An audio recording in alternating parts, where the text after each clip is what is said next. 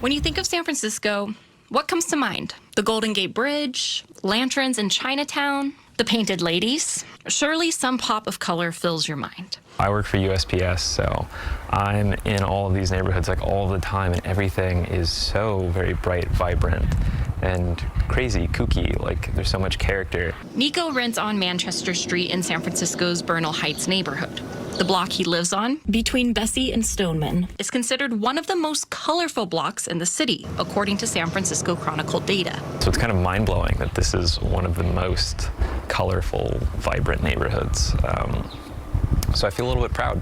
It's a street lined with dark and pastel greens, blues with yellow trim, and brownish reds. We saw this and we were like, oh, it looks like a Wes Anderson house, honestly, because just like the color scheme. But homes like Jennifer Akazawa's weren't always so colorful. I think a lot of people are under the impression that the beautiful, elaborate painted ladies, the old Victorians that now are painted in 6, 7, 8 different colors, that's the traditional paint job, and it's really not. These homes were painted muted colors that were meant to evoke the cities of stone in the Northeast. The old Victorian homes the city is known for were considered cheap houses. But in the 60s and 70s, the counterculture movement brought color to San Francisco's streets. I think of San Francisco as a place that is welcoming, that is diverse, that encourages art and free expression, and homes are part of that. To quantify just how colorful the city is, Sarah Feldberg teamed up with Chronicle data visualization developer Nami Sumida.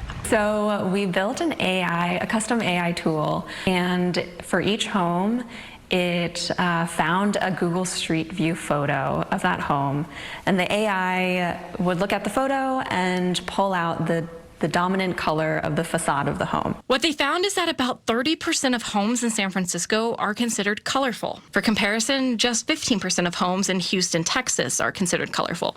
The data revealed the most popular colors are blue and green. And along with Bernal Heights, some of the most colorful neighborhoods are Hayes Valley and Visitation Valley. But as you'll quickly learn walking around Manchester Street, it's not about what's on the outside that makes the neighborhood bright.